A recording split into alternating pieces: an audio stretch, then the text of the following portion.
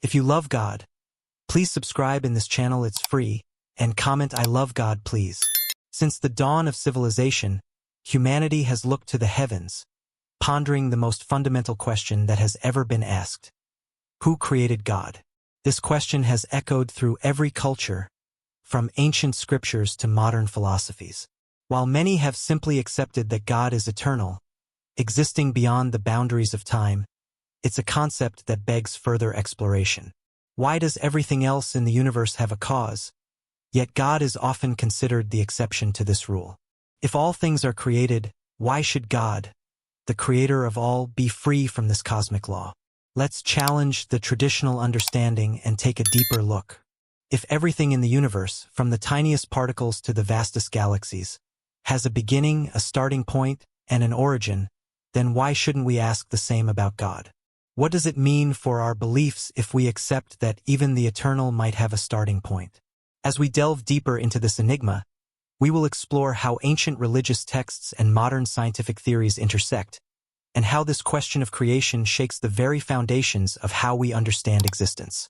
Throughout history, various religions have provided answers to the mystery of God's origin, yet the question remains unresolved for many. For instance, in Christianity, the Bible tells us that God is eternal, without beginning or end. The opening verse of Genesis states, "In the beginning, God created the heavens and the earth." However, it doesn't mention where God came from or who created him. This assumption that God simply exists without a cause has been central to many people's faith for millennia. But what if we step back and ask, why is God different from everything else in creation? Why is he exempt from the law of cause and effect? This leads us to an intriguing paradox. If everything in the universe has a cause, a reason, a force that set it in motion, then why is God treated as the exception? For the curious mind, this answer, God simply is, may not be enough.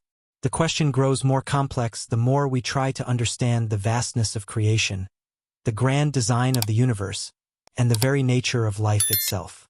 What does it mean to believe in something that exists without a cause? It is a truth that requires a deep trust, a faith that is not built on logical explanations but on something far greater, something beyond human understanding. Let's take a moment to reflect on a simple analogy that might help us grasp this. Picture a child gazing at a beautiful painting, perhaps a sunset, a landscape, or even a family portrait. The child asks, "Who painted this?" It's a simple question, but it opens the door to a deeper understanding of the world. Now, imagine if the answer were, "It just appeared. It's always been here." To a child, this might be a perplexing response, and to an adult, it would likely sound absurd. Every work of art has an artist, doesn't it? The same could be said for the universe. If everything around us, every star, every tree, every river, has a cause, a reason for its existence, then why do we treat God differently? Why does the concept of God's eternal nature defy the logic that governs everything else? This is the crux of the question that has troubled so many for centuries. We are taught that God is eternal, but what does that mean? It challenges our understanding of existence itself. The very fact that we ask where God came from suggests that we, as humans, instinctively search for the cause behind everything. And yet, we are told that God simply is. The tension between these two ideas, the cause of everything versus the uncaused creator, can leave us feeling uncertain. But in this mystery, there is also a profound lesson. Perhaps faith is not about having all the answers, but about trusting in something greater, something beyond our ability to fully comprehend. As we delve deeper into the nature of God's eternal existence, we come face to face with the concept of faith itself. For many, the idea that God has always existed is a comforting thought, a rock upon which we can stand. But what if we challenge ourselves to look at this idea differently? What if, instead of simply accepting that God is eternal, we ask, why must God be eternal?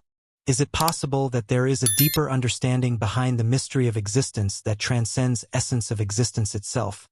A being who exists beyond all human comprehension. In the Bible, one of the most profound moments comes when Moses encounters God in the burning bush. There, God reveals his name, "I am who I am."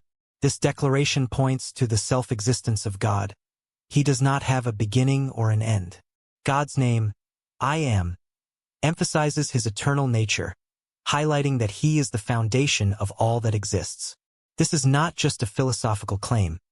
It is a revelation that invites us to embrace the mystery of God's existence. We may not fully understand it, but it calls us to trust in something far greater than our finite minds can grasp. What we learn from this is that the eternal nature of God is not something to be easily understood or fully explained. It is meant to be believed. This is the paradox of faith. As humans, we seek answers. We desire to know the why behind everything. But in the case of God, we are invited to recognize that some things transcend explanation. The mystery of God's eternal being doesn't exist to confound us. It exists to inspire awe and wonder. Perhaps it's not a flaw in our reasoning that we can't fully comprehend God's eternity. Instead, it is an invitation to trust in a reality that surpasses human understanding. To help us understand this deeper, let's consider the analogy of a seed. When you plant a seed, you understand that it will grow into a plant or a tree. But no one questions where the seed itself came from. It simply is part of the natural cycle of life. The same principle can be applied to God. He is the seed of all creation, without cause, without origin. We may never fully understand why he exists without a beginning, but that mystery is what allows us to believe in the extraordinary. In a way, the very fact that we cannot explain God's eternal nature is what enables us to have faith. It teaches us to embrace the unknown, to trust in what we cannot fully understand. This paradox, the eternal nature of God, calls us to a different kind of living. It invites us to recognize that there is wisdom in the mystery, and that some truths are not meant to be fully solved. Faith, in this sense, is not about finding a logical explanation for everything.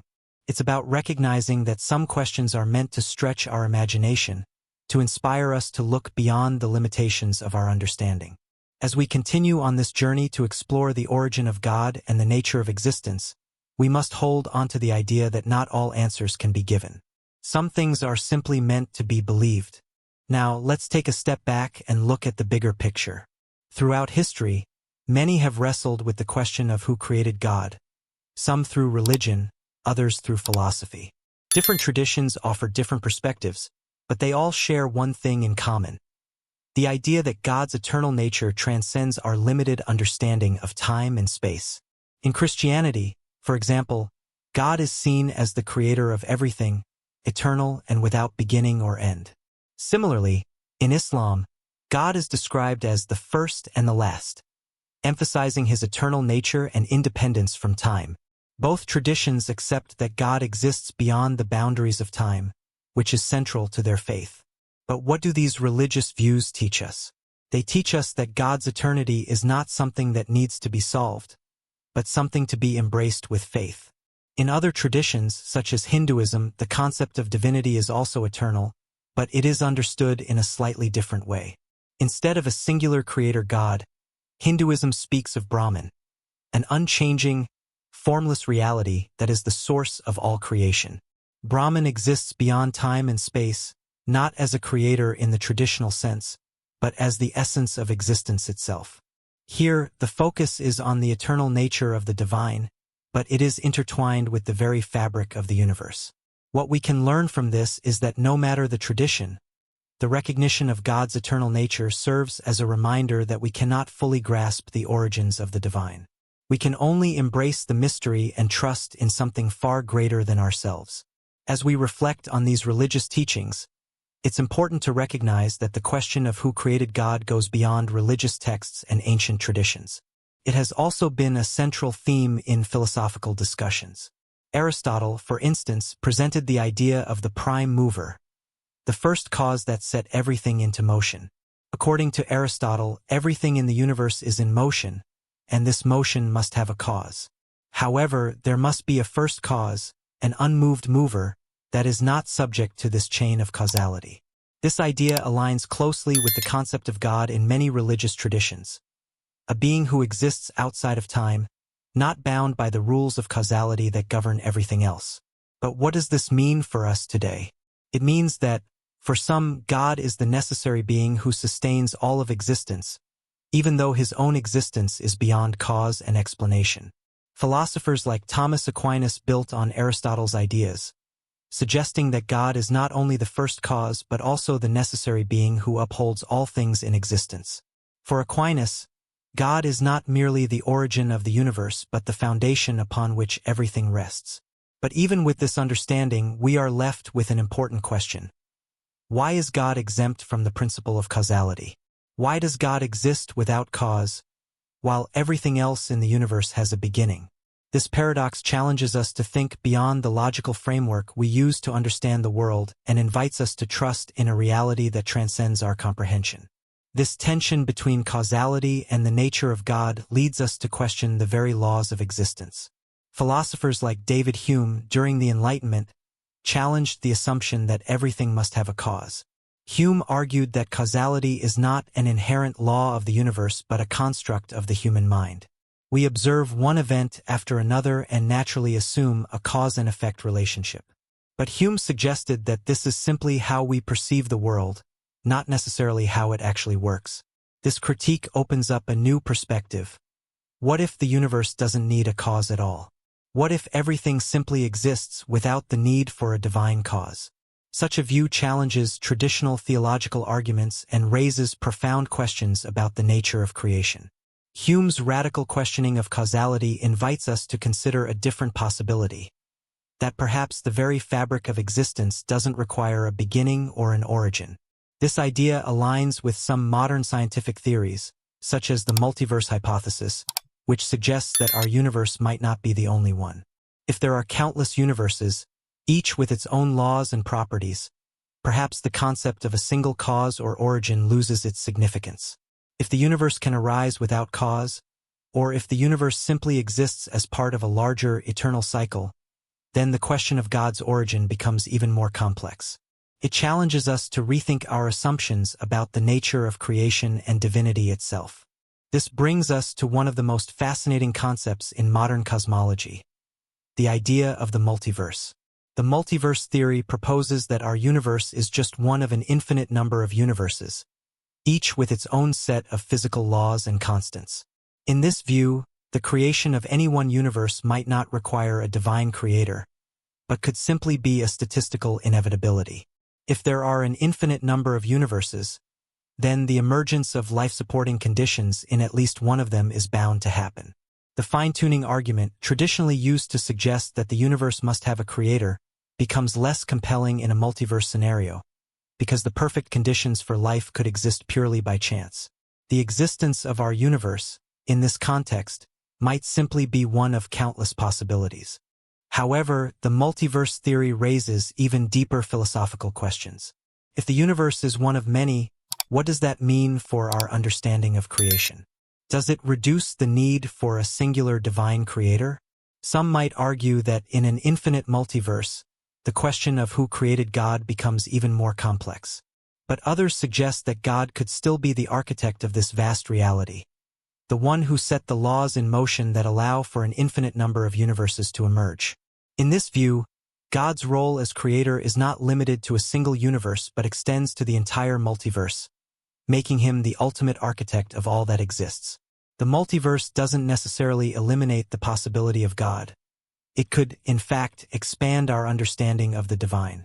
As we stand at the intersection of science, philosophy, and theology, we are reminded that the question of who created God may never have a simple answer. The more we explore, the more we realize that the mystery itself holds profound value. Whether we consider the concept of an eternal God in religious traditions, the philosophical arguments about the first cause, or the scientific theories about the universe's origins, we are faced with a reality that is far beyond our complete understanding.